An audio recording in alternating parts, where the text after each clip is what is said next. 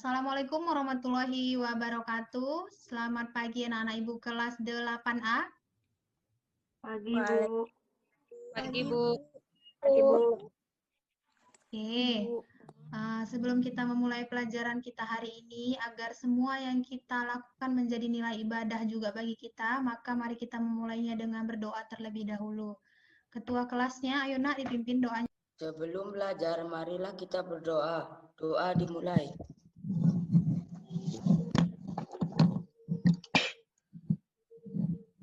Doa selesai. Oke, terima kasih Ketua kelas. Nak, tolong yang mic-nya belum dimatikan, dimatikan dulu ya. Yang mic-nya hidup biar Ibu sama Ibu SI aja dulu. Nanti kalau kalian giliran berbicara, mic-nya dihidupkan ya, biar nggak tabrakan suara. Pagi hari ini kita ketemu kembali dalam pembelajaran kita dengan pembelajaran IPS kelas 8 untuk bab 2. Sebelumnya tadi Ibu sudah mengirim absen melalui Google Form di grup belajar kita. Coba mau Ibu cek dulu ya. Nih, udah ada beberapa orang yang udah mengisi. Untuk yang belum mengisi absennya, nanti tolong diisi, dilanjutkan, agar Ibu tahu kalian yang hadir berapa orang dan yang tidak hadir berapa orang. Baiklah, sebelum kita masuk ke materi kita hari ini, saat ini negara kita Indonesia bahkan seluruh dunia sedang dilanda pandemi COVID-19 sehingga kita harus belajar dengan cara seperti ini ataupun melalui media daring. Tapi Ibu harap keadaan seperti ini tidak mengurangi semangat kalian untuk belajar di rumah, tidak mengurangi tanggung jawab kalian sebagai siswa. Kalian harus tetap mengikuti pembelajaran dengan semangat, secara jujur, dan tetap sehat. Baiklah, kita masuk ke materi kita yaitu pengaruh interaksi sosial terhadap kehidupan sosial dan kebangsaan. Nah, setelah mempelajari materi ini nantinya, Ibu harap kalian bisa menguraikan konsep mobilitas sosial, menganalisis bentuk-bentuk mobilitas sosial, serta pengaruhnya terhadap kehidupan sosial budaya, dan menganalisis faktor-faktor pendorong serta penghambat terjadinya mobilitas sosial ini sendiri. Selanjutnya, peta konsep pembelajaran. Untuk peta konsep pembelajaran kita, bisa kalian lihat di layar. Untuk lebih jelasnya bisa kalian buka juga di buku kita, di halaman depan bab 2 itu ada peta konsep pembelajaran. Dan khusus hari ini kita mempelajari yang paling atas ini, yaitu mobilitas sosial.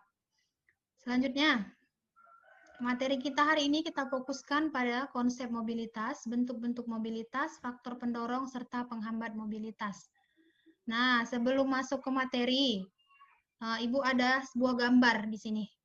Coba kalian lihat gambarnya. Menurut kalian itu kira-kira gambar apa tuh? Yuk, siapa yang bisa? Aisyah, Bu. Aisyah, ya silakan.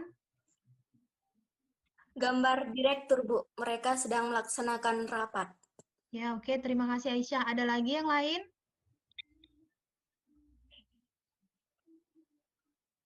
Oke, karena nggak ada yang lain, jadi ya seperti yang dikatakan oleh Aisyah tadi, itu adalah gambar beberapa orang direksi yang sedang melakukan rapat.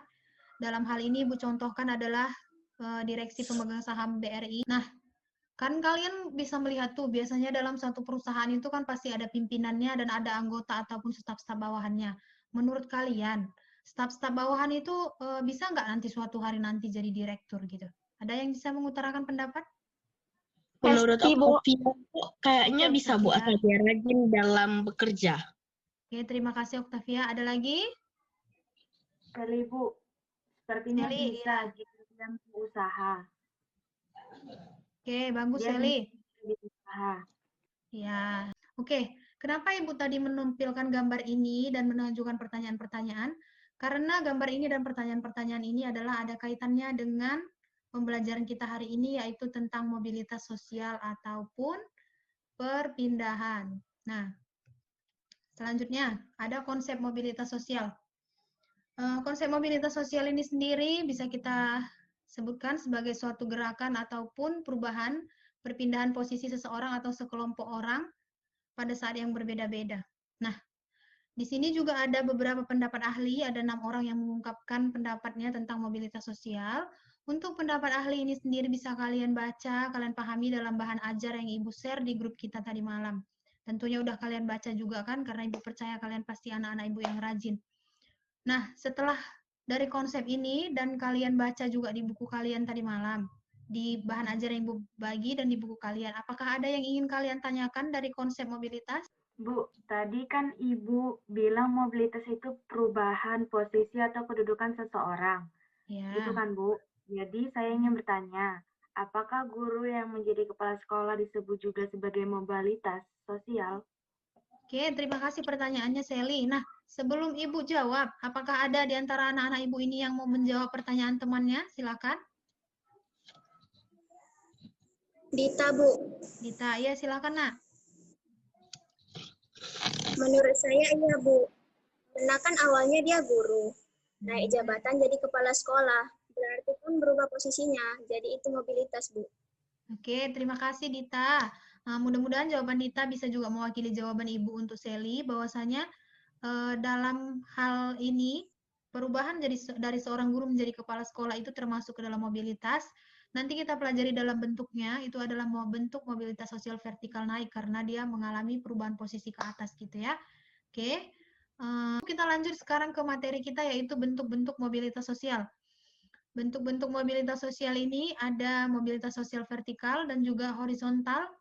Di situ terbagi ada mobilitas vertikal naik, mobilitas vertikal turun. Untuk horizontalnya sendiri ada antar wilayah dan antar generasi. Untuk lebih pemahamannya tetap ada dalam handout ataupun dalam bahan-bahan yang Ibu share tadi. Di situ sudah ada semua, kalian baca, kalian pahami. Nah, selanjutnya ada faktor pendorong dan penghambat mobilitas sosial.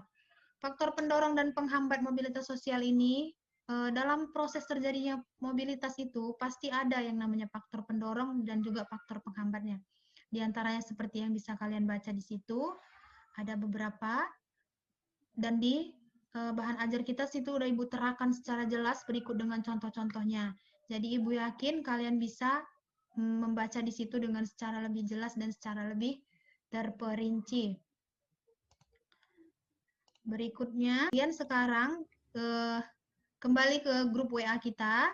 Di sana tadi sudah Ibu bagikan link untuk kalian menjawab LKPD ataupun lembar kerja peserta didik. Nah, hasil jawaban dari LKPD kalian itu nantinya kalian share di grup untuk kita diskusikan bersama-sama dengan kelompok kamu. Nah, setelah nanti kamu diskusi, Ibu minta masing-masing perwakilan kelompok untuk mengemukakan ataupun menyampaikan hasil diskusinya. Untuk materi ataupun untuk bahan-bahan diskusinya, ada Ibu share juga link Google ataupun bahan bacaan. Bisa kalian tambah dari situ, bisa kalian tambah juga dari bahan ajar kita, dan tentunya juga dari buku paket kita. Nah, sekarang silahkan kembali ke grup, silahkan berdiskusi. Ibu berikan waktu diskusi 20 menit. Setelah itu nanti Ibu minta perwakilan kelompok untuk menyampaikan hasil diskusinya. Oke? Karena kalian sudah berdiskusi di dalam grup kita tadi, sudah kalian sampaikan di situ pendapat-pendapat kalian, dan pendapat-pendapat teman-teman kalian juga sudah bisa kalian respon dengan baik. Jadi sekarang Ibu minta perwakilan dari kelompoknya, coba disampaikan hasil diskusinya, nak, dari kelompok 1 dulu. Saya Amelia Nuriski, perwakilan kelompok 1, ingin memberi kesimpulan kami bahwa menurut kami mobilitas sosial itu adalah perubahan yang terjadi pada seseorang ataupun sekelompok orang karena beberapa faktor, bisa sosial, ekonomi, maupun politik. Dan bentuk-bentuk mobilitas sosial itu sendiri ada vertikal yaitu naik atau turun, dan ada juga horizontal yaitu tetap hanya berpindah wilayah atau generasi saja. Demikian kesimpulan kelompok kami, Bu. Oke, terima kasih Amelia yang mewakili kelompok 1. Hasil diskusinya sudah cukup baik. Selanjutnya, karena tadi Ibu lihat kalian diskusi juga sudah bagus, dari hasil menjawab LKPD kalian juga Ibu lihat sudah bagus, maka untuk menguji sejauh mana pemahaman kalian dengan materi kita hari ini, di grup kita sudah Ibu bagikan link Google Form untuk menjawab soal-soal yang berkaitan dengan materi kita. Ibu berikan kalian waktu selama 20 menit untuk menjawabnya. Sekarang boleh live Zoom dan kalian jawab soal-soalnya selama 20 menit ya. Silakan. Terima kasih karena waktunya sudah habis. Kalian juga beberapa orang Ibu lihat sudah menjawab. Coba kita lihat ya, beberapa orang yang sudah menjawabnya. Oke, di sini sudah ada 10 orang ya jawabannya. Ibu lihat juga bagus-bagus banget ya. Nah, nanti akan Ibu koreksi lagi dan Ibu akan berikan umpan balik atau feedback ke email kamu masing-masing sekaligus dengan nilainya masing-masing juga berapa. Nah, setelah dari proses pembelajaran kita dari awal sampai akhir tadi, apakah masih ada yang ingin kalian sampaikan ataupun ada yang ingin kalian tanyakan? Silakan, Ibu beri kalian kesempatan. Silakan, Nak. Octavia, Bu. Octavia, ya silakan. Menurut saya pembelajaran menyenangkan karena kami bisa bertatap muka dan mendengar penjelasan langsung dari Ibu walaupun hanya lewat HP. Jadi materinya bisa lebih dipahami, Bu. Oke, terima kasih Oktav dan terima kasih anak-anak Ibu semua atas respon positifnya dengan pembelajaran kita hari ini.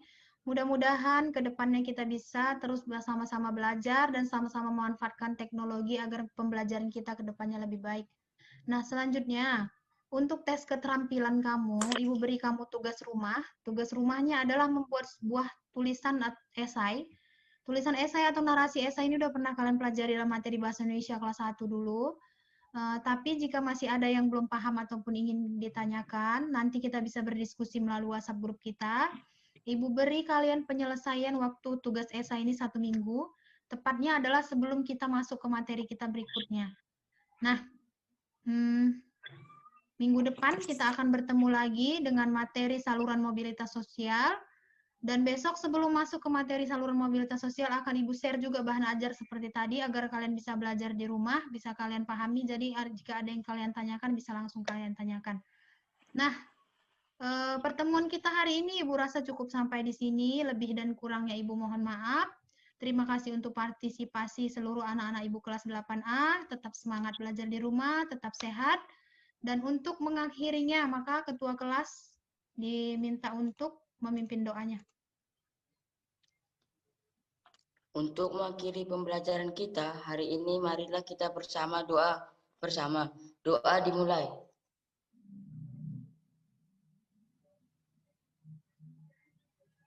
Doa selesai. Baiklah, terima kasih anak-anak Ibu kelas 8A. Tetap semangat kalian belajar di rumah, tetap sehat, tidak usah pergi-pergi jika tidak perlu. Selesaikan tugas-tugas yang udah Ibu berikan dan juga guru-guru lain berikan. Dan untuk selanjutnya, jika ada pertanyaan, boleh langsung ke WhatsApp Ibu ataupun melalui grup agar teman-temannya juga bisa membantu pertanyaan-pertanyaan kalian. Jadi cukup sampai di sini pembelajaran kita hari ini. Ibu akhiri dengan Assalamualaikum warahmatullahi wabarakatuh. Selamat pagi. Pagi, Bu. Waalaikumsalam.